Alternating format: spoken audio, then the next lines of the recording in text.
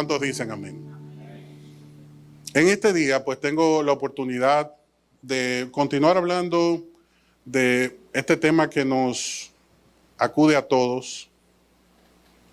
Un tema muy interesante acerca de los tiempos que estamos viviendo como hijos de Dios, que estamos observando este acontecer diario, minuto a minuto. Se van dando situaciones en nuestro mundo, en nuestro ambiente, en nuestra ciudad, en nuestra nación. Y todo esto pues tiene importancia para nuestra vida. Es un mensaje relevante el que el Señor quiere que tú y yo comuniquemos, que ayudemos a los demás a entender el porqué y el para qué de cada uno de estos acontecimientos que estamos observando. ¿Por qué vemos estas situaciones dentro del hogar, en la familia? ¿Por qué vemos esta descomposición social? ¿Por qué vemos estos abusos de poder? ¿Por qué vemos tantas situaciones que se presentan en el ambiente político? ¿Por qué vemos la inflación, el aumento de los precios afectar la canasta familiar? ¿Y por qué vemos que todo parece estar descontrolado en un tiempo donde se supone que por la cantidad de desarrollo que ha experimentado la humanidad deberíamos estar mucho mejor? Ciertamente hemos visto un avance tecnológico sin precedentes. Tenemos camas ortopédicas más cómodas, tenemos neveras inteligentes, tenemos nosotros vehículos inteligentes, tenemos ya toda una serie de aplicaciones que nos ayudan a hacer un uso inteligente de los recursos, pero cada día nos comportamos peor. Parece que la humanidad, en la medida que avanza la tecnología, decrece. Es lo inverso lo que se está produciendo en el corazón de la gente, porque tenemos mejores camas para dormir, pero dormimos menos. Hay menos calidad de sueño. Tenemos neveras inteligentes, pero hay más enfermedades gastrointestinales que nos impiden disfrutar los alimentos. Y andamos en los extremos con respecto a la alimentación. Si hablamos de la tecnología, el entretenimiento está sofocando la familia, asfixiando todo propósito que Dios haya podido construir en las últimas 3 décadas a nivel general en la iglesia. Y al contemplar este panorama, llegamos a una pregunta. ¿Es este el último tiempo? ¿Estamos nosotros definitivamente viviendo los últimos días? ¿Qué piensa usted? ¿Qué podrá pensar el que está a su lado? ¿Qué podrá pensar su compañero en el trabajo? ¿Qué podrá pensar tu cónyuge? ¿Qué piensan tus hijos? ¿Estamos nosotros en el último tiempo? Como pastor, como hijo de Dios, como siervo del Señor, debo decirte que en mi corazón tengo una respuesta para esta pregunta. Y definitivamente sí estamos en el último tiempo. Y tengo algunas razones que compartir contigo para que juntos analicemos y podamos sopesar estas verdades. Por más que tú y yo deseemos normalizar los acontecimientos de nuestros días y entender que esto pasará, en nuestro corazón sabemos que la cosa está seria. Que a diferencia de conflictos y situaciones en el pasado, esto tiene un alcance, una profundidad, una amplitud mucho mayor de la que hemos podido estudiar en nuestra historia. La vida como la conocemos está a punto de cambiar y hacerlo dramáticamente.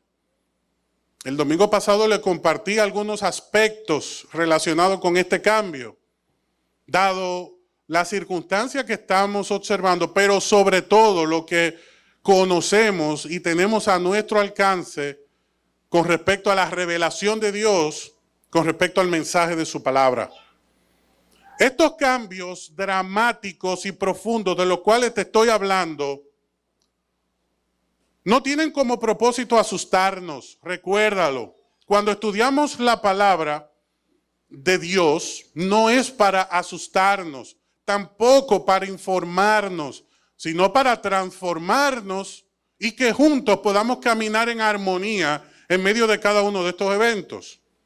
Pero estos cambios que están sucediendo ya, Dios los está utilizando para dar paso a una nueva y mejor etapa para su iglesia, aunque usted no diga amén. Es una nueva y mejor etapa la que estamos por disfrutar, presenciar y experimentar. Lejos del fatalismo de muchas personas que cuando se ven en medio de las dificultades declaran lo peor para la vida de aquellos que les escuchan. El Señor nos ha dicho en su palabra que cuando las cosas se pongan peores es cuando más cerca Él está de nosotros. Como el padre que atiende al hijo con mucho mayor delicadeza, atención y tiempo cuando su hijo está enfermo, cuando su hija está enferma. Le dedica más tiempo, lo añoña, busca la manera de complacerlo en todo. Ese día tú llegas con el helado favorito, ese día tú le enciendes el aire acondicionado el día entero, que no es común en nuestra nación porque es muy cara la luz, y uno dice, no importa, yo pago lo que tenga que pagar para que mi hijo, mi hija en esta situación esté cómodo, esté cómoda. Mandamos a preparar su comida favorita. Por eso el Señor dice, yo aderezo mesa delante de tus angustiadores. Si yo soy tu pastor, nada te faltará. En verdes y delicados pastos te haré descansar. Junto a aguas de reposo voy a pastorearte. Confortaré tu alma. No importa lo que tú y yo estemos observando, el Señor está más cerca de nosotros en este tiempo que nunca. Incluso le dijo a los discípulos, tengan por seguro esto, estaré con ustedes hasta el fin. Amén. Mientras más difícil se ponga el panorama, más intensa y poderosa será la manifestación de Dios en su iglesia. Si tú lo crees, dale un aplauso al Señor. Pero que sea fuerte ese aplauso. Dile al que tienes a la par, ese aplauso fue para que despertaras. Míralo, dile, te noto tenso, tranquilo, que todo está bien. Sí, porque los pastores predicamos de este tema y algunos hermanos se ponen guapos, se me van a barajar los planes, pastor. Uy, estos negocios que tengo, estos planes, no me predique de eso todavía, pero es que tenemos que hacerlo, hermano, hermana. Porque es que nuestra vida no depende de la inflación, no depende de la estanflación, no depende de todos los análisis, propuestas, teorías que hayan en el ambiente. Dice Mateo 24, versículo 1, lo siguiente. Vamos a entrar en materia. Esto va a ser rápido, preste atención. Abra su Biblia y vaya conmigo, que vamos a leer muchos versos, pero va a ser rápido. Usted no se va a dar cuenta. Dice Mateo 24, versículo 1 en adelante, hasta el verso 3, lo siguiente. Cuando Jesús salía del terreno del templo, sus discípulos le señalaron los diversos edificios del templo. Pero él les respondió lo siguiente, ¿ven todos esos edificios? Les digo la verdad, dice el Señor, serán demolidos por completo. No quedará ni una sola piedra sobre otra. Y dice el verso 3, más tarde Jesús se sentó en el monte de los olivos. Sus discípulos se le acercaron en privado. Fíjate qué privilegio tenemos los hijos de Dios que le servimos al Señor, que podemos hablar con Él, ¿dónde? En privado. Usted usa este recurso. Oiga, qué interesante. Cuando tenemos una pregunta en la mente, cuando hay algo que no entendemos, ¿qué es lo que tenemos que hacer? Dice la Biblia que usted tiene que acercarse a su Señor. ¿Dónde? En privado. Y los discípulos hicieron esto en privado, se acercaron a Él y le dijeron, dinos, ¿cuándo sucederá todo eso? Primera pregunta. ¿Qué señal marcará tu regreso? Número 2. ¿Y qué señal habrá del fin del mundo? Número 3. Oiga, ¿qué preguntas le hicieron al Señor? Y usted sabe qué es lo más interesante, que Él las respondió las 3. Oiga, el Señor le dice, todo esto que ustedes me están enseñando, no quedará piedra sobre piedra, será destruido. Y ellos se miraron, dijeron, ¿cómo? Esto fue impactante para los discípulos, porque el templo, a través de la historia, para el pueblo de Israel ha sido el centro de sus vidas, de su fe, de su economía, de su política, de toda la esencia que ellos representan. ¿Usted sabe por qué ellos se sienten hoy día sin identidad? Sin fundamento. ¿Por qué ellos están a ese nivel de estrés? Porque no tienen templo. Y para ellos el templo es fundamental, es el eje de sus vidas. Para los hebreos el templo es lo que para nosotros, por ejemplo, es el turismo. ¿Qué pasa si de golpe esos 7 millones de visitantes que se registraron en los últimos 2 años dejan de entrar a nuestra nación? Colapsa. Porque el eje fundamental de nuestra nación es el servicio. Nosotros somos una nación que depende directamente del turismo. Hay otras naciones que dependen del petróleo. Hay otras naciones que dependen de sus recursos diversos, naturales. Otros dependen de su fuerza y de su capacidad de producir miedo, temor en los demás. Pero Israel depende de su fe, de su sistema religioso. Esto es fundamental para ellos. Por eso cuando el Señor le dice, voy a destruir el templo, ellos sintieron como que le arrancaron el alma. ¿Cómo será esto? Y se acercan a Él calladitos y le dicen, Señor, primera pregunta, entre tú y yo, ¿cuándo sucederá esto? Y el Señor les respondió y le dijo lo siguiente.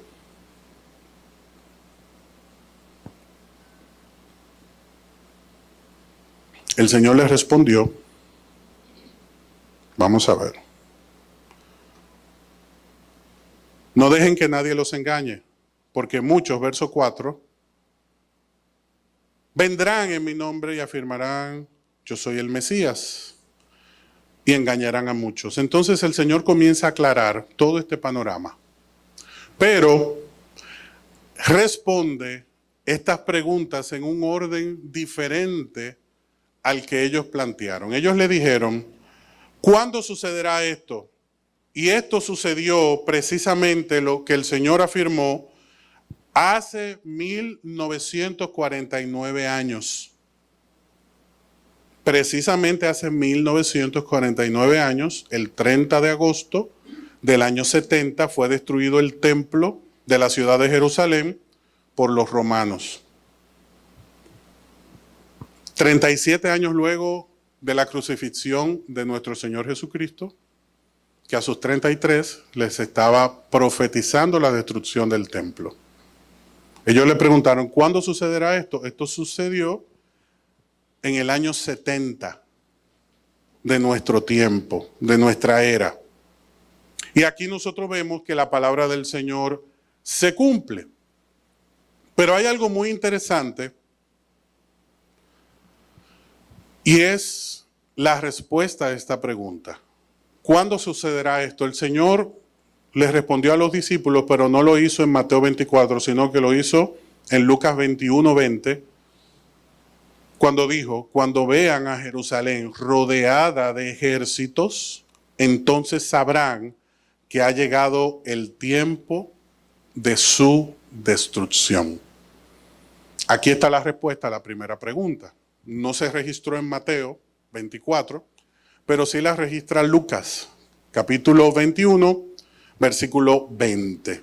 Cuando vean a Jerusalén rodeada de ejércitos, entonces sabrán que ha llegado el tiempo de su destrucción. Entonces, aquí vemos la respuesta de la primera pregunta. ¿Cuándo sucederá todo eso? ¿El qué? La demolición del templo se dio en el año 70 de nuestra era, hace 1949 años, el 30 de agosto, que los romanos destruyeron el templo y la ciudad de Jerusalén porque los judíos se habían levantado para erradicar esa posesión romana que tenían en esa época y no pudieron lograrlo. Ellos fueron expulsados de su tierra.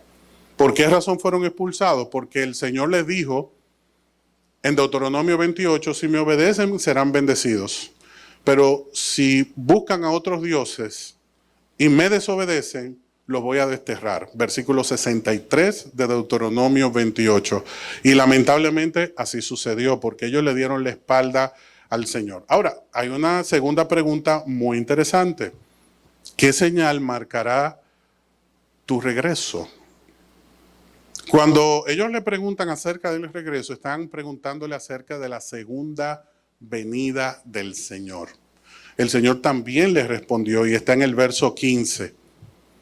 Yo quiero que podamos entender estas tres preguntas porque a través de mi estudio de la palabra y escuchando muchos mensajes me he dado cuenta que Mateo 24 lo han interpretado aplicándolo a los acontecimientos que la iglesia en este tiempo estará viviendo.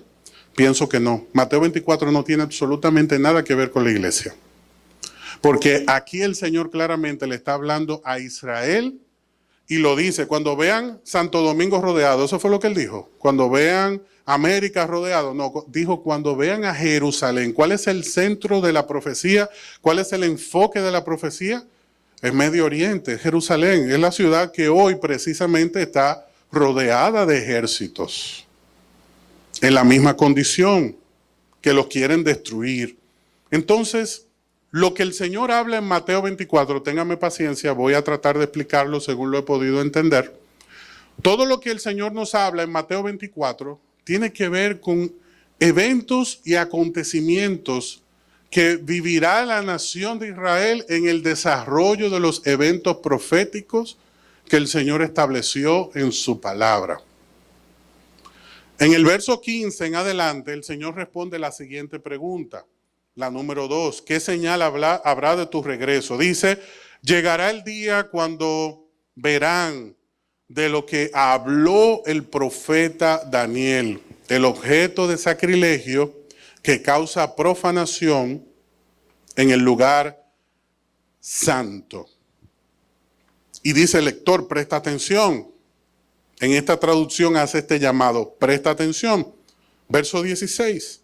Entonces, los que estén en Judea, huyan a las colinas.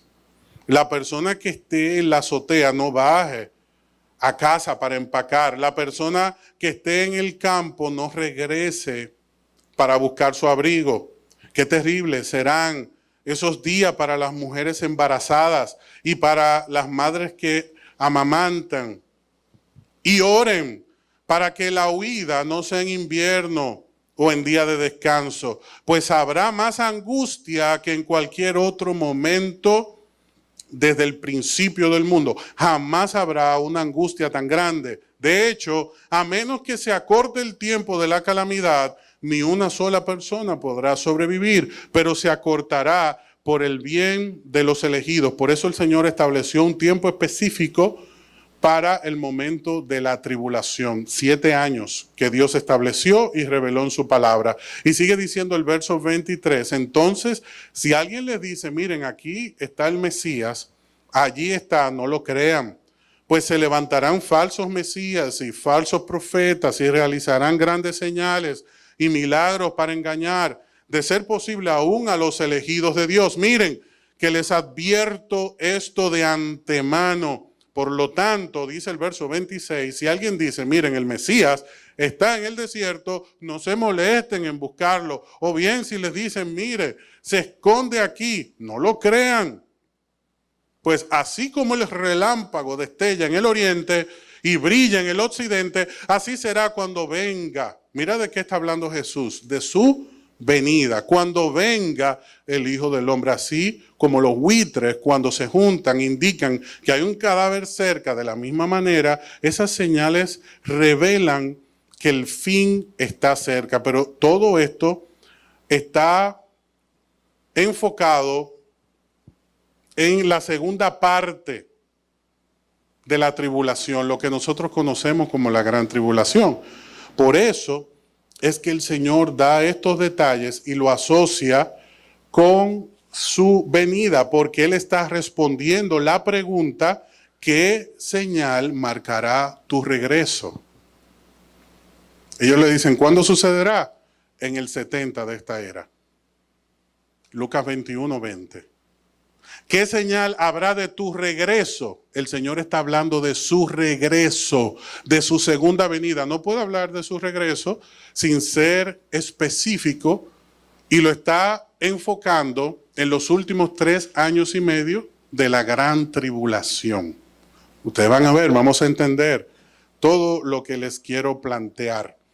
Bien, aquí nosotros vemos la segunda pregunta, pero también hubo una tercera pregunta: las señales del fin del mundo. Estas señales del fin del mundo tampoco la veremos nosotros.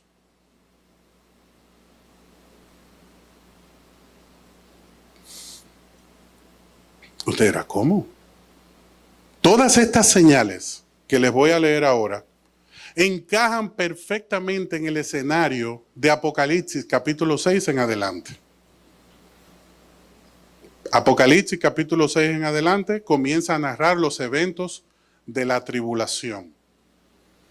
Y el Señor dice que durante estos días vamos a ver lo siguiente: no dejen que nadie los engañe, dice el Señor, porque muchos vendrán en mi nombre y afirmarán yo soy el Mesías. Engañarán a muchos. Oirán de guerras y de amenazas de guerras, pero no se dejen llevar del pánico. Es verdad, esas cosas deben suceder, pero el fin no vendrá inmediatamente después. ¿Por qué? Porque tienen que transcurrir 7 años. Una nación entrará en guerra con otra nación, un reino contra otro reino. Habrá hambres, terremotos en muchas partes del mundo. Sin embargo, todo eso es el comienzo de los dolores del parto. Luego vendrá más, dice el Señor, porque está haciendo referencia a la segunda etapa que ya leímos en el verso 15. Entonces los arrestarán, los perseguirán y los matarán. ¿Usted sabe cuántas veces a los cristianos le han dicho, prepárate, que te van a perseguir, te van a arrestar y te van a matar? En todo el mundo te odiarán por ser mis seguidores. Muchos se apartarán de mí, se traicionarán unos a otros y se odiarán. Aparecerán muchos falsos profetas y engañarán a mucha gente. Abundará el pecado por todas partes y el amor de muchos se enfriará. Pero el que se mantenga firme hasta el fin será salvo. El que se mantenga firme hasta el fin, ¿de qué? De esos días de tribulación será salvo, y se predicará la buena noticia acerca del reino por todo el mundo, de manera que todas las naciones lo oirán y vendrá el fin. En este verso 14 usted me dirá, bueno, pero eso está hablando de nuestros días. Está hablando de que la palabra de Dios se está predicando, entonces vendrá el fin. El fin viene cuando se acabe el tiempo. Y el tiempo se acaba cuando nuestro Señor Jesucristo ponga los pies sobre el monte. Estos eventos no pueden estar hablando de lo que está sucediendo ahora. Estos eventos están hablando de la etapa tribulación, donde todas estas situaciones se comienzan a dar a partir del inicio de los 7 años, que lo marca un solo evento: que se presente el anticristo. Cuando el anticristo entra en escena, inicia a correr estos eventos y se comienza a desarrollar Mateo 24:4 junto con Apocalipsis capítulo 6 y lo que dice Daniel capítulo 9 del sacrilegio. y de todo el desarrollo de los acontecimientos finales que Daniel capítulo 9, capítulo 12 y toda la esencia de su contenido profético a nosotros nos habla. ¿Por qué razón puedo yo entender que esto no tiene que ver con la iglesia? Sencillamente porque primero el Señor le está hablando a Israel, lo pone en contexto desde el inicio del mensaje, le está diciendo cuándo serán estas cosas, y estas cosas se están desarrollando en un epicentro físico que nosotros tenemos como referencia llamado Jerusalén. Así que toda esa cadena de eventos tiene que necesariamente manifestarse en un lugar que el Señor ha determinado como el epicentro de toda la revelación. Y en ese devenir de sucesos se irá desarrollando un tiempo que la Biblia ha determinado como la gran tribulación de 7 años, donde se van a desarrollar todas estas situaciones. El Señor dice, en una primera etapa será terrible, en una segunda etapa será mucho peor. Pero hay una razón fundamental que no sé si te ha pasado cuando has estudiado Mateo 24, que me pasa a mí. Cuando yo lo veía desde la perspectiva de que la iglesia iba a ser perseguida y todo esto, que no estoy diciendo que no sea perseguida la iglesia, porque a través de los años la iglesia ha sido perseguida, hemos visto terremotos, hemos visto guerra y de todo, pero no en la intensidad, en la magnitud y con el propósito que el Señor está declarando en Mateo 24. No estoy diciendo que la iglesia no ha sido perseguida, porque la misma historia pues da fe de todos los eventos que ha tenido que sufrir la iglesia, pero nunca en la magnitud de lo que estamos viendo que el Señor dice que va a suceder. Primera razón, cuando vemos Mateo 24, el Señor hace un énfasis en el Mesías. Y yo le pregunto, ¿usted tiene alguna confusión con respecto a quién es nuestro Salvador? Ninguna. Ninguna. Porque el único pueblo que tiene una profunda ceguera con respecto a quién es nuestro Señor Jesucristo es el pueblo de Israel, que no lo han reconocido como Dios. Ellos siguen esperando al Mesías. ¿Usted está esperando al Mesías? Le pregunto, no, por eso Mateo 24 yo lo leo y que le digan que el Mesías, eso no me va a generar confusión ni a mí ni a ti tampoco, porque tú y yo sabemos dónde está el Mesías. ¿Cuántos dicen amén? ¿Dónde está el Mesías? Dice Hechos capítulo 1 que ascendió al trono y nosotros como iglesia estamos esperando que venga. Pero al revés, si a mí me dicen ¿dónde está el Mesías? Yo lo que voy es a mirar. Ya la Biblia dice quién es el Mesías, cómo es el Mesías, cuál es el carácter de su manifestación. Entonces no hay ningún tipo de confusión para la iglesia. En cambio, para el pueblo de Israel, saber diferenciar estos eventos sí resulta muy, pero muy importante. ¿Por qué? Porque para ellos está concebido este tiempo de tribulación para que despierten y los propósitos del Señor se terminen de cumplir. Daniel recibió esta revelación con referencia a 70 semanas de 7 años cada semana. De esas dichas semanas, 69 se han cumplido. En el momento en el cual nuestro Señor Jesucristo entró triunfante por la puerta, se cumple justamente el tiempo dentro del sistema de calendario hebreo de 360 días que tiene un año. Cuando Jesús entró a Jerusalén sobre ese pollino de asna, se cumplieron los 69 años en semanas de 7 que habló Daniel, y se detuvo ese tiempo hasta la manifestación del anticristo, que es lo que pone final al tiempo de la iglesia. Un tiempo de la iglesia que tuvo como protagonista a la iglesia primitiva, pero que tuvo un precursor fundamental, que fue el apóstol Pablo, que fue enviado a predicar a los gentiles.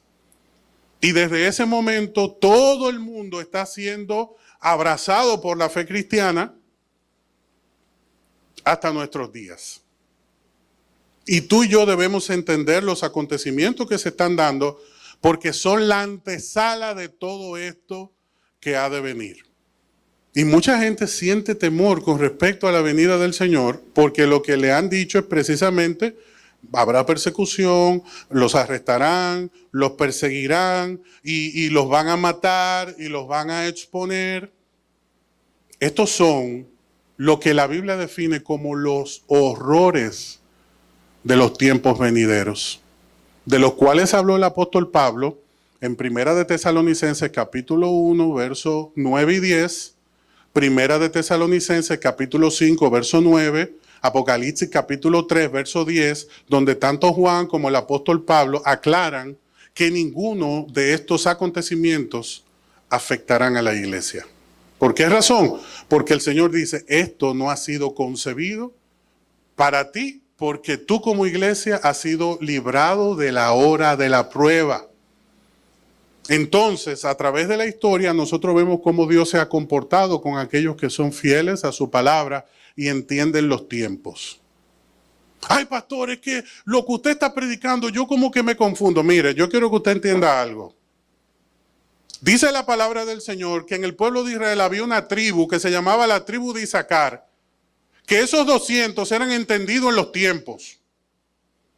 Y tú y yo tenemos que ser esos hombres y mujeres entendidos en los tiempos y que no se dejan confundir por toda la falsa doctrina que hay en la calle. Tenemos que leer la palabra. Si el Señor le hacen 3 preguntas y Él comienza a responder las 3 preguntas, nosotros tenemos que encontrar la respuesta a esas 3 preguntas y no andar interpretando y ajustando cosas que el Señor no está respondiendo. El Señor no le está hablando a la iglesia, está hablando a los discípulos que eran hebreos y que tenían una necesidad en su corazón. Lo circunscribe a un evento que todos nosotros lo podemos comprobar en la historia en el año 70 después de nuestro Señor Jesucristo, donde el templo fue destruido. Y el pueblo que lo destruyó fue el pueblo romano. Ese ejército destruyó Jerusalén. Fue ocupada desde ese momento hasta mediados del siglo pasado, donde el pueblo de Israel retorna luego de la Segunda Guerra Mundial a la tierra, y toda la combinación de los eventos que estamos viendo hoy es una preparación bien orquestada por Dios para el tiempo del fin, porque Israel, para enfrentar estos acontecimientos, tiene que estar en su tierra. Y por eso en Ezequiel 36 el Señor profetiza que el pueblo iba a regresar. Y todo israelita que está segregado en el mundo está diciendo: yo regreso a mi tierra. ¿Tú sabes qué fue lo primero que pasó con la embajadora israelí que estaba en nuestra nación? Una jovencita muy agradable. Socorro me la presentó un día en Twitter, y como de este tamaño esa jovencita. Cayó la primera bomba, ella cogió un avión y ella está allá, grabando desde allá. Imagínense una persona que le dicen: tu país está en guerra, y lo primero que hace es dejarlo todo y irse para su país. Eso no tiene lógica para ninguno. Uno comienza a observar y wow, ¿qué está pasando? Dios guarde mi tierra, y nos ponemos: te pido la paz, pero desde Nueva York, para mi ciudad. Desde Nueva York, ¿eh? Pero usted regresar donde están cayendo las bombas, ahora mismo. Y ella grabando, usted la puede buscar, no recuerdo el nombre, ella grabando, de un momento a otro comienza a sonar la sirena. Ahora me tengo que ir al búnker porque usted, señores, usted estaba en Punta Cana grabando videos bailando merengue. ¿Y qué usted hace donde están cayendo las bombas? Cuando aquí lo más peligroso que usted estaba manejando era el sargazo en Punta Cana, en la playa. Es un sentir profético, que Dios dijo que ellos iban a regresar. Entonces, hay un nivel de sentimiento en ellos que ellos dicen: no aceptamos lo que está sucediendo. Ellos están regresando a su tierra. ¿Por qué razón? Porque lo que yo les estoy compartiendo, que dice la palabra de Dios, se tiene que cumplir. ¿Qué está esperando la iglesia? ¿Cómo le dice el Señor a la iglesia? ¿Con qué lo compara? Efesios capítulo 5. Con una novia, ¿verdad? El Señor compara a la iglesia con una novia, pero será la novia de Rambo que el Señor viene a buscar. Porque si todo esto el Señor lo preparó para la iglesia, lo que entonces viene a buscar es una novia que está en medio de un problema muy serio, en una guerra. ¿Y usted ha visto eso, que una persona se prepara para el casamiento en medio de un tiempo así? Claro que no. Porque el Señor no habla a la iglesia en Mateo 24, lo hace en Mateo 25. Que comienza a hablar a los fieles de Él. Aquí le dice, el que persevere hasta el fin será salvo, pero ahora Él comienza a hablarle a los salvos. ¿Y cómo el Señor le habla a los salvos? Le dice lo siguiente, Mateo 24, versículo 45. Oye cómo inicia, un sirviente fiel y sensato es aquel a quien el amo puede darle la responsabilidad de dirigir a los demás sirvientes y alimentarlos. Si el amo regresa y encuentra que el sirviente ha hecho bien su trabajo, habrá una recompensa. ¿Cuál es la recompensa? Lo que tú y yo estamos esperando. La iglesia no está esperando la tribulación. Usted me disculpa, porque el Señor no llamó a Noé para llevarlo a la inundación, fue para salvarlo. El Señor no llevó a Daniel a Babilonia para ponerlo de rodillas, sino ¿para qué? Para manifestar su gloria en él. El Señor a través de la historia no llevó a Abraham para humillarlo en ningún lugar, sino para protegerlo y cuidarlo. Entonces, ¿cómo el Dios, que es el mismo ayer, hoy y siempre, de Hebreos capítulo 13, a través de la historia ha guardado a su pueblo fiel? Yo no sé si estoy hablando contigo en esta mañana. Entonces a ti y a mí nos está preparando para que nos pisoteen y nos destruyan. Entonces, ¿de qué sirvió la cruz? ¿Para quién era la cruz?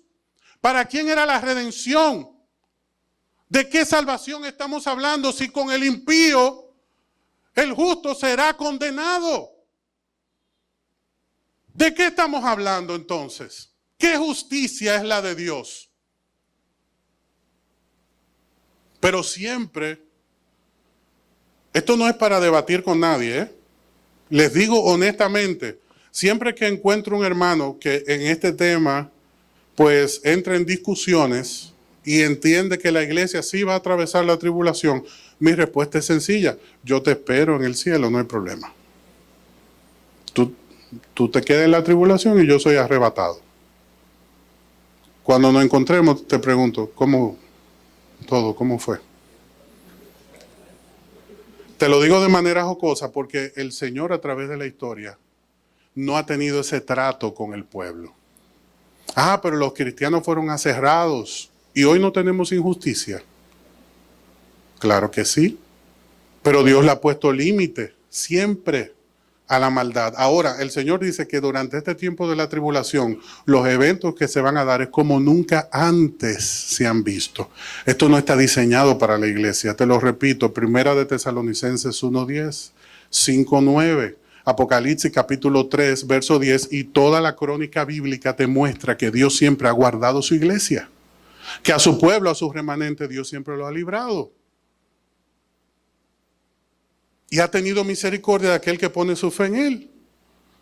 Hasta de Rahab, que sin ser parte del pueblo, profesó la grandeza de Dios. Dios tuvo misericordia de ella. Tuvo misericordia de la moabita llamada Ruth, que es parte de la genealogía de Cristo, igual que Rahab, siendo moabita, descendiente de un incesto en la familia de Lot con su hija mayor. Esa nación nace de un incesto y aún así Dios tiene misericordia, la rescata y la libra de todas las calamidades que vivió su pueblo. Y a través de la historia ha sido así. Pero a la iglesia el Señor le dice, habrá una recompensa. Habrá una recompensa. Les digo la verdad, dice el verso 47 de Mateo 24. El amo pondrá a ese sirviente a cargo de todo lo que posee. Estudias toda la palabra en el Nuevo Testamento y te vas a dar cuenta que tiene una similitud precisa y exacta con las promesas que el Señor ha hecho a la iglesia. Verso 48. Pero ¿qué tal si el sirviente es malo y piensa, mi amo no regresará a tiempo? Lo que dice el apóstol Pedro, que algunos los tienen por tardanza. Y comienza a golpear a sus sirvientes, a parrandear y a emborracharse. El amo regresará inesperadamente, sin previo aviso. ¿A qué se le parece eso? Primera de Tesalonicenses capítulo 4, versos 15, 16 y 17, como ladrón en la noche. Dice el Señor, el amo regresará secretamente, inesperadamente, sin previo aviso, cortará al sirviente en pedazos y los asignará un lugar con los hipócritas. En ese lugar habrá llanto y rechinar de dientes. O sea que el Señor está hablando claramente de que a su pueblo Él los recompensa. A los que son fieles habrá recompensa. A los que muestren las obras que el Señor nos ha encomendado, habrá recompensas. Estamos nosotros en el último tiempo, todos los evangelistas, todos aquellos que estuvieron predicando en el Nuevo Testamento, lo creían, lo creyeron. Primera de Pedro 1:20. Pero ahora, en estos últimos días, Él ha sido revelado por el bien de ustedes. ¿Cómo Pedro veía el tiempo que estaba viviendo? Como los últimos días. En Hebreos capítulo 1, verso 12, ahora, en estos últimos días, nos ha hablado por medio de su Hijo. Nuevamente está hablando de Jesucristo. Primera de Corintios capítulo 10, verso 11. Se pusieron por escrito estas cosas para que nos sirvan de advertencia a los que vivimos en el fin de los tiempos. Tú y yo estamos viviendo actualmente en el fin de los tiempos, que ha declarado Romanos capítulo 11, que ha puesto un velo en el pueblo de Israel, que no entiende lo que la iglesia ha podido ver. Y ese velo se va a mantener hasta que el último de los gentiles pueda ser salvo. Ahora, la predicación de Mateo 24, verso 14, que dice que será predicada la buena nueva, está hablando durante el tiempo de la tribulación, donde habrán predicadores enviados por Dios, 144,000 judíos, 2 testigos, ángeles en el cielo, predicando la Biblia, predicándole al mundo, predicándole a la gente, y aún así muchos no van a creer. Pero hay otros que si perseveran hasta el fin en eso que se va a predicar durante la tribulación, van a ser salvos en ese momento. Porque lo que vemos en Apocalipsis capítulo 20, que de toda lengua, de toda raza fueron levantados. Fueron levantados. ¿Quiénes? Aquellos que creyeron. Fueron levantados aquellos que mantuvieron la fe durante ese tiempo de tribulación. Ahora, yo te hago una pregunta muy importante, y es la razón por la cual estoy compartiendo este tema contigo. Es importante tener la conciencia con respecto a los acontecimientos escatológicos, porque el 30% del Nuevo Testamento y más del 40% de toda la palabra posee un contenido escatológico, hablando acerca de los tiempos finales. O sea que para Dios es importante el tema. Y yo te pregunto, si se presentara el Señor en este mismo momento, como dice Primera de Tesalonicenses capítulo 4, versos 15 y 16, en las nubes,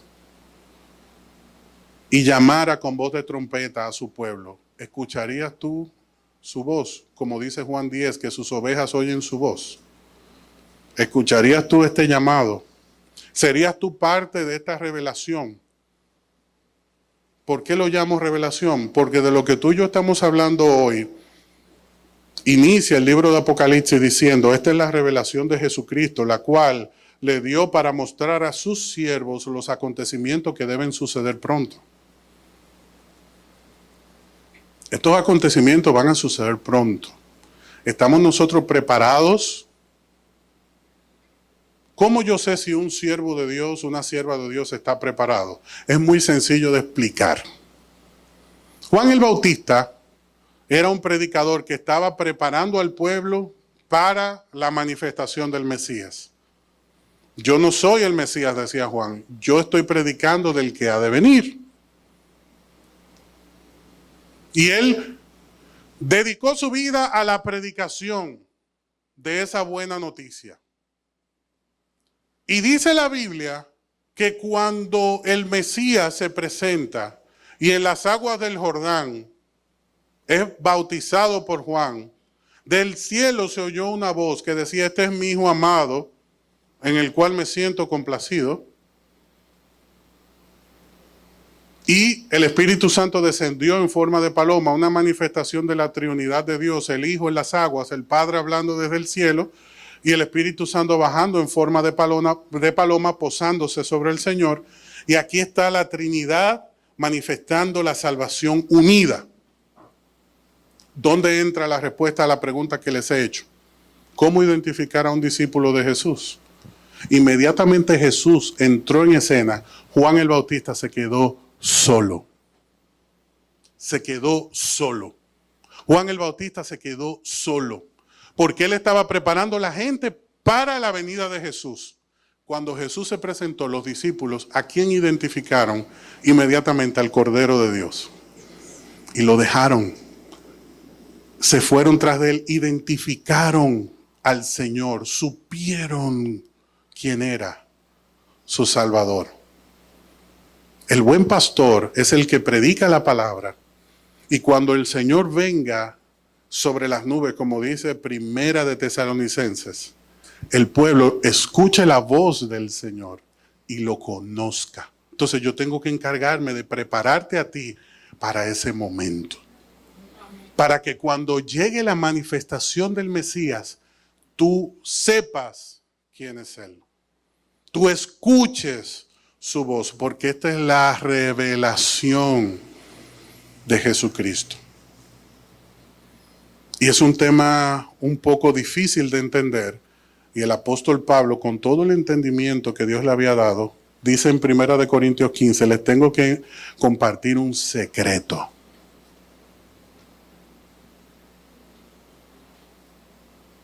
¿Y por qué lo llamó un secreto? Porque no era algo dicho a voces, no era algo común. La gente en este día se está preparando para otra cosa. Y para finalizar, tú y yo debemos entender el riesgo de los días que estamos viviendo. Ya te hablé claramente de que la tribulación no fue diseñada para la iglesia. Te hablé claramente de que el Señor a través de la historia ha tenido un trato con su remanente, con su pueblo, con el que le obedece, que ha sido exclusivo y maravilloso. Si no, pregúntale a todo el que a través de la historia ha sido fiel con el Señor.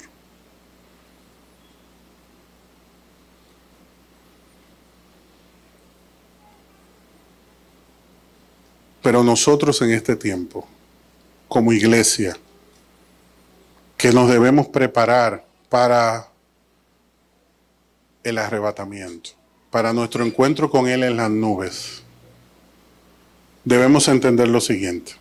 En nuestros días vamos a escuchar y a ver cosas como las siguientes. Desempleo. Al desempleo se le sumará inflación. ¿Qué es inflación? Aumento de precios.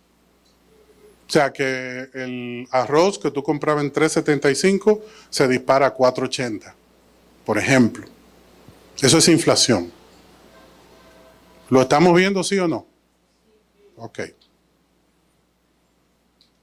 Además del desempleo y la inflación, precio volátil de los hidrocarburos. El Señor tenga misericordia de nuestra nación. Pero ya hay naciones en el sur de América que están haciendo colas y que tienen crisis de hidrocarburos. Esto en medio de una crisis, de un conflicto en Medio Oriente que no se queda quieto, que se está revoloteando por todo el entorno, un entorno desde el cual fluye más del 70% de la provisión de hidrocarburos para todo el mundo. Y que todo eso fluye a través de un pequeñito espacio, una pequeña abertura en medio de un continente que se llama el Estrecho de Hormuz, que está celosamente vigilado por naciones que amenazan y dicen, si me topas, cierro el estrecho. Y hay otro que le dice, atrévete. Así está la situación, así de delicada. O sea, que lo que se vislumbra es un posible comportamiento volátil de los hidrocarburos. Ya lo hemos vivido como nación. Una crisis inmobiliaria.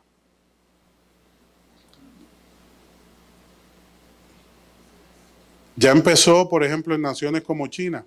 Consúltelo. Más del 40% de todos los edificios que han levantado en los últimos 10, 15 años desocupados.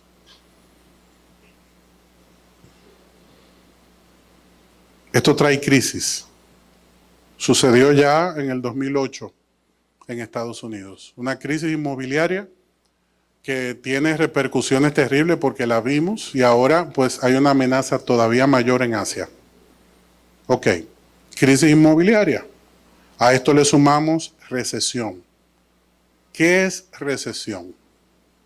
Recesión es cuando no hay flujo en la adquisición de bienes y servicios. ¿Qué pasa con la gente? Como se queda sin poder adquisitivo y en la casa, si dos están trabajando, uno solamente se queda con trabajo. Si teníamos internet y dos móviles, nos quedamos con un móvil. Por ejemplo, eso es recesión.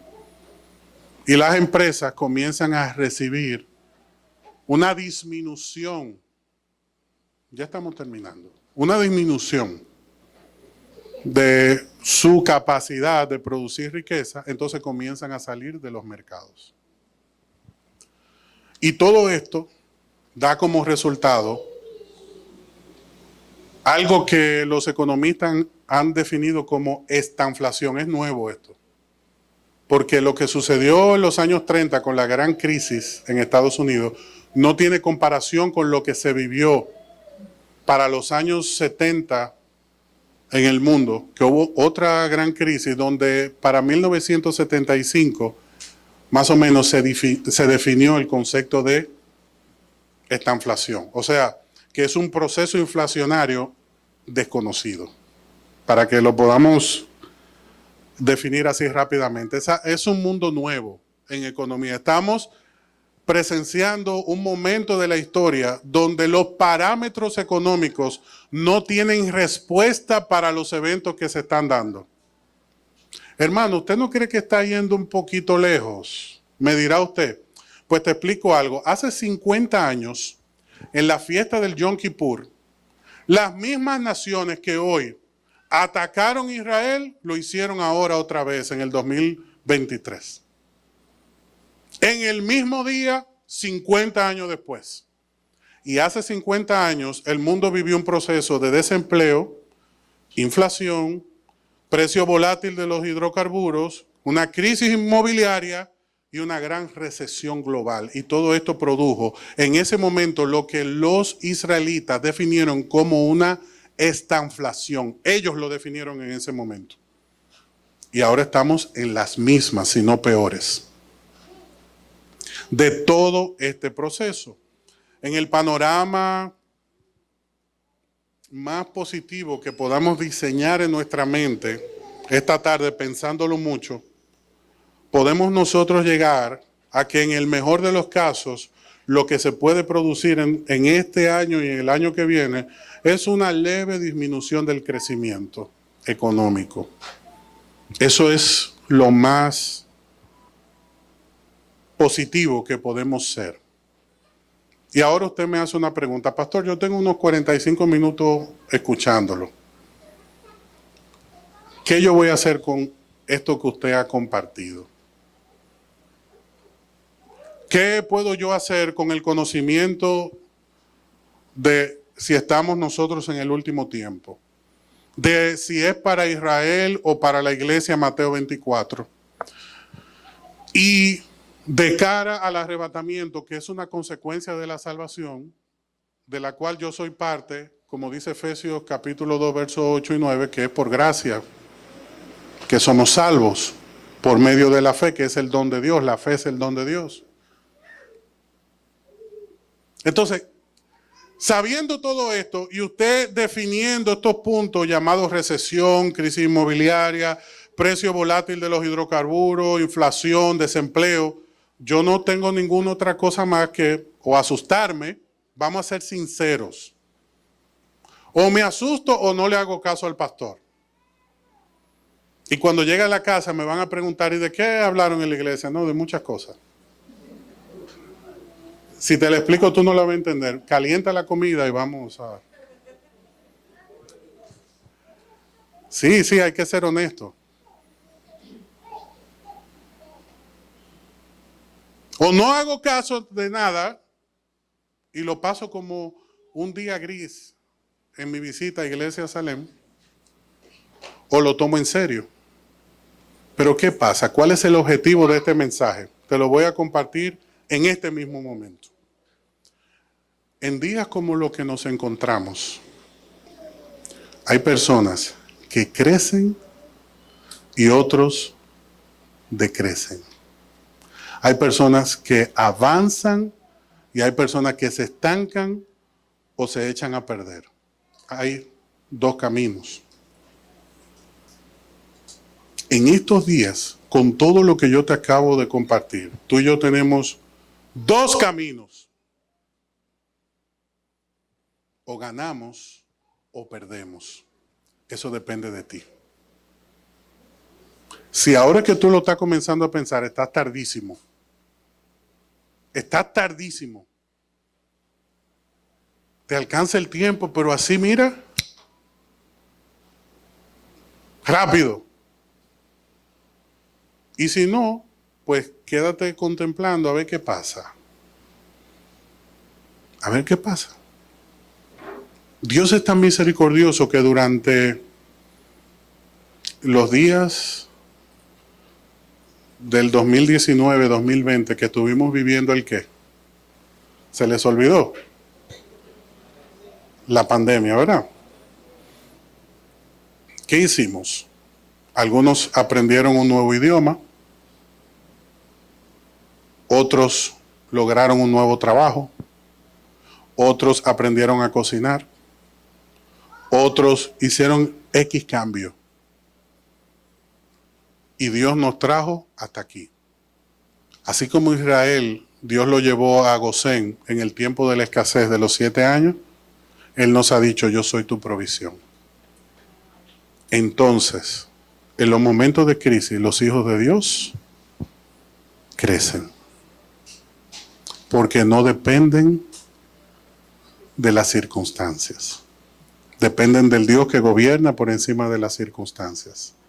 Entonces, ¿qué es lo que te espera a ti en estos próximos días?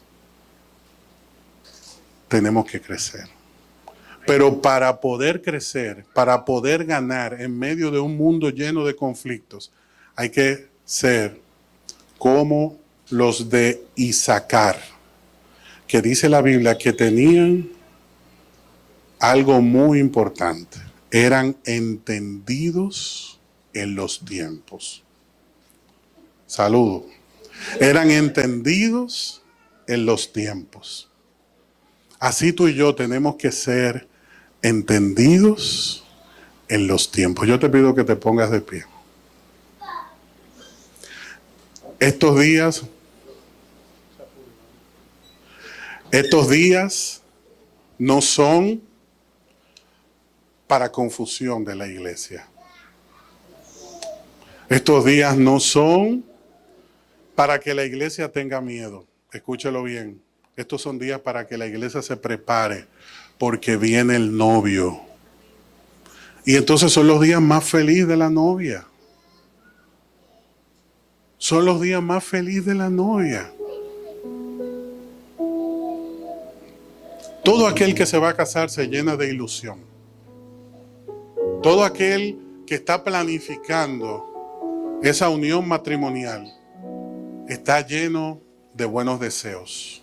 Crecer, establecer un hogar, tener hijos y ver la gloria del Señor. Nosotros como iglesia tenemos que estar llenos de ilusión, de esperanza, de deseo, de ánimo, porque quien viene no es el anticristo. ¿Usted está esperando al anticristo? No. Usted y yo estamos esperando a Cristo. Aunque no digan amén. Lo voy a repetir. Usted y yo estamos esperando a Cristo. Y ese Cristo, cuando sus hijos eran perseguidos por Saulo de Tarso, un día le salió al encuentro y le dijo: ¿por qué me persigues? Defendiendo a su pueblo. Y cuando Esteban estaba en su peor momento, siendo apedreado fuera de la ciudad, a punto de morir, como mártir, cuya sangre abonó la tierra, porque el evangelio no se detuvo con la muerte de Esteban, creció y floreció. Pero en ese momento, ese mártir no estaba solo. Un solo golpe de esos no le dolió más que el gozo que él tenía en el corazón, porque dice la Biblia que Esteban vio los cielos como, y a Dios ¿dónde? Y le decía al Padre, imagino yo, eso pasa, tú vienes ya. ¿Usted cree que Esteban estaba sufriendo las pedradas? Esteban dejó de sentir, de respirar. Fue un momento etéreo, sobrenatural, porque sus ojos vieron al Rey. Si Dios no abandonó a Esteban, si Dios no abandonó a Noé, si Dios no abandonó a Lot, si Dios no abandonó a Abraham, si Dios no abandonó a Esther, si Dios no abandonó a Ruth, si Dios no abandonó a ninguno de sus hijos a través de la historia, no te va a abandonar a ti. Tú y yo estamos en el momento más importante de la historia. Estamos esperando del cielo el momento en el cual el Señor, con voz de trompeta, llame a su novia, como en Mateo 25 se presentó el novio, y estaban esas doncellas vírgenes, y en medio de la noche lo guiaron a la novia. ¿Cómo estamos nosotros? En el momento más oscuro de la historia. Y así mismo se presentará el Señor, como dice Mateo 24, que se presentará y regresará de manera inesperada, sin previo aviso. Y tú y yo tenemos que estar preparados. Tú no puedes salir por esa puerta. Escúchame bien. Tú no puedes salir por esa puerta sin estar totalmente convencido de que ese momento y ese día es para ti. Porque si tú no estás convencido, entonces no estás esperando a Cristo. Pero si tú y yo estamos convencidos, estamos esperando a Cristo. Y para estar convencido hace falta una sola cosa. Una sola cosa. Que la dice el Señor en su palabra, en el libro de Romanos. Si confiesas con tu boca y crees en tu corazón, dos cosas, serás salvo. Porque el que confiesa con su boca y cree en su corazón, ya ha sido tocado. En todos nosotros hay un profundo deseo hoy de acercarnos al Señor. Y si antes tú no lo habías vivido, hoy es ese momento especial para ti, donde con todo el corazón tú tienes que estar convencido de tu salvación. Porque el apóstol Juan, en el capítulo 5 de su primera epístola, dijo: todo lo que está escrito, el Señor lo reveló para que sepan que tienen salvación y vida eterna. Ahí donde tú estás, yo te invito a que oremos juntos y con todo tu corazón le digas: Señor, heme aquí. Yo soy ese hijo que te espera. Habla con tu Padre. Orar es hablar con Dios y dile: Señor, yo soy ese hijo que te espera, que te anhela, que te busca. Ese hijo que espera tu regreso con brazos abiertos. Todo lo que ha predicado el pastor, algunas cosas la entiendo, Señor, otras tengo que estudiarla, pero lo que sé hoy en mi corazón es que cuando vengas, yo estaré preparado. Cuando vengas, yo estaré listo. Yo estoy preparado, listo para tu regreso, para tu retorno. Dile con todo tu corazón: Señor, heme aquí. Dile con todo tu corazón. Si tú sientes levantar tus manos delante de Él, aprovecha este momento y dile: Señor, heme aquí. Como dice tu palabra, levanto mis manos sin ira y sin contienda, reconociendo mi necesidad de ti, reconociendo que tú eres ese Dios santo que decía Enrique al inicio de este tiempo de adoración. Tú eres ese Dios 3 veces santo que hoy te acercas a mí y me das tu salvación. Me llenas de tu salvación. Me afirmas en tu salvación. Si tú necesitas, hermano, hermana, ser parte de la iglesia de Cristo, de esa que será levantada, transformada, dile: Señor, hoy me acerco a ti y me arrepiento. Me arrepiento de todo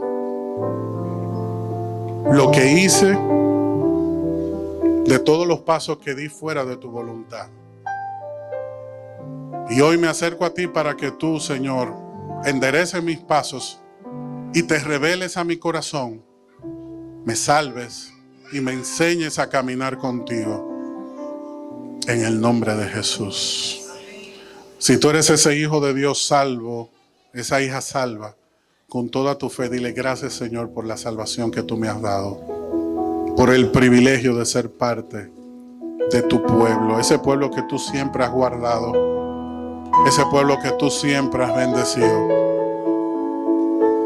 Gracias. Gracias, Señor. Ayúdame a mirar con tus ojos.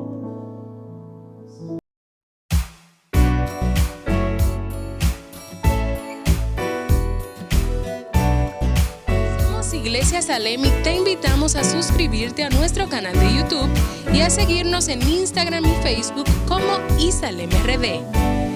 Queremos bendecirte con un mensaje que transformará tu vida. Estamos ubicados en el kilómetro 8,5 de la Avenida Independencia, en el primer nivel de la Plaza Don José Oscar. Adoremos juntos al Dador de vida y crezcamos integralmente en esta gran familia.